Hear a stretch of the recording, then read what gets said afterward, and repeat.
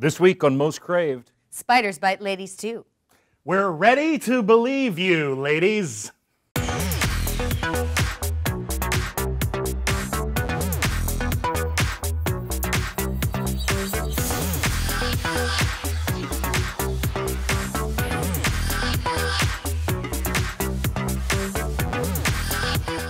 Hey, I'm Silas Lesnick with ComingSoon.net. I'm Jenna Bush with Geek Nation. And I'm William Bibiani with Crave Online. And this week we're going to talk about two major upcoming projects. Well, let's begin with the Spider-Man franchise. Okay, so we are going to get a lady-fronted Spider-Man movie, not Lady Spider-Man. Just to clear that up. It's not? Are we sure? No, we're not sure. Because I want an Aranya movie so bad. I know. Well, we don't know what character it's going to be, but I think we have a pretty good idea. I would like to see Silk personally. Anyone else know Wow, who you Silk really is? just want to jump straight to Silk. Yes. You want to jump right past, you want to jump right over Spider-Woman. Oh no, Spider-Woman would be fine right over too. Black Cat, who they've already introduced. I am fine with Black Cat Silk. as well. But Silk is Okay. awesome. Sorry, Silk is new, and I just had to say that. Okay. But this is coming from Lisa Joy Nolan, who you guys probably know from Burn Notice and Pushing Daisies, but I know from her comic book Headache, which apparently is going to be adapted, but it's really cool. It's about a girl who wakes up and realizes she's the goddess Athena. You can't see it, but I'm wearing my Athena necklace today. Oh, yeah. Because it's fantastic, and I love her, so I'm really excited about this news. Yeah. Well, again, I like that we're not only starting to get more genre-oriented movies starring women, but also made by women. Mm-hmm. I don't know who we're going to get to direct this, but certainly a female writer is a decent start. Yeah, I honestly can't imagine how this isn't Black Cat after having seen Amazing Spider-Man 2. Yeah. That said, it's Sony. They're doing a Venom movie called Venom Carnage, which is like the second or third worst kind of Carnage. I could see trying to get away from Spider-Man 2, though, having seen Spider-Man 2. Yes! Right. There's that's that. the other thing, is that Spider-Man 2, Amazing Spider-Man 2, like dramatically underperformed.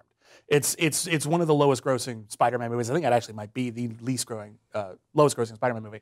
So they're trying to right that ship. They've already shifted around the release schedule they'd already announced for their spin-off movies and another Spider-Man. And yeah, I don't know. I mean, I think couldn't hurt. Honestly, this new version. I don't even care so much that it's a female character as much as like do more with this universe. Do a bunch of Spider-Man. Have them all cross over in a big film. Yeah. Like I personally like this sort of Ultimate Spider-Woman, Jessica Drew, who's a clone of Peter Parker. Oh yes, because cloning Spider-Man is always a good idea. I think you could work a clone of Spider-Man very organically into the Amazing Spider-Man world of films. I think you could too. And I know there's been some talk, because obviously I was trolling Twitter and then saw some people saying, "Oh God, pandering." But it's something. And when we get to Ghostbusters, we can talk about this. But who the hell cares if it's a female-fronted film? I know there was just a thing where Kevin Feige said, about a female-fronted superhero movie, that, we're waiting for the right story. Screw that. You've got how many right stories out of like the thousands of issues of comic books you have to choose from with female-fronted heroes? But also, you've managed to find good stories for all your male superheroes. So, look, I know you're trying to get a new audience.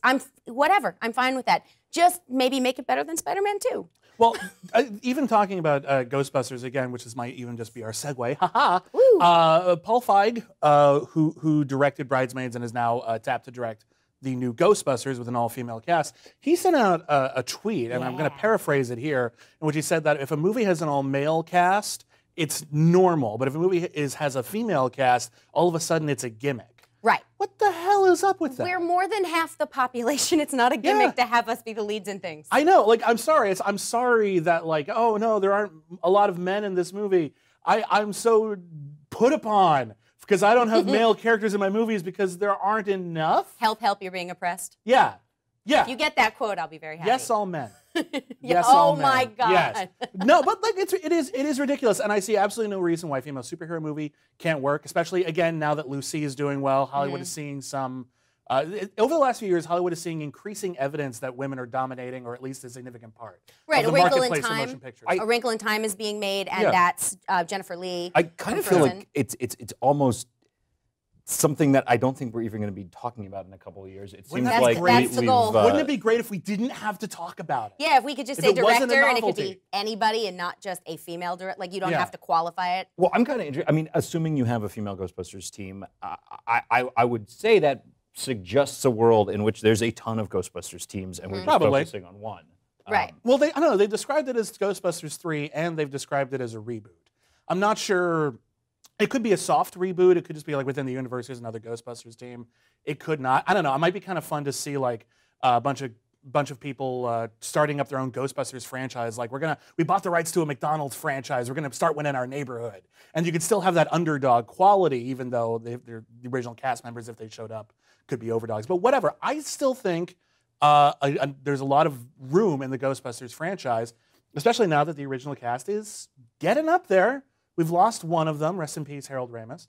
But it's time to move on. And I think if anyone who is a fan of the real Ghostbusters, the animated series, knows there are a ton of great stories you can tell within this milieu, keeping the tone, making it fun, and making it feel like Ghostbusters. I'm down with that. Yeah, and I think a lot of the backlash has been more about whether or not you want another Ghostbusters movie rather than the fact that there'd be women in it. Yeah, but people say that, but then they'll go see it. Yeah, I can't imagine. I mean, maybe it won't do as well as the other ones. Maybe it won't be the same type of classic or huge blockbuster. But at the same time, you know, as soon as you make something, there's a reason why reboots are doing well. It's because people have an established familiarity with it, and they're likely to go see it, even if they wait until home video. People will probably see another Ghostbusters movie eventually if you care about Ghostbusters. Yeah, and I'm not like I'm not a big fan of reboots in general, but this director, I don't know. I'd go see it. Paul Feig is a guy who he's proven himself. He's going to make a movie he wants to make. Yep. That's a great thing.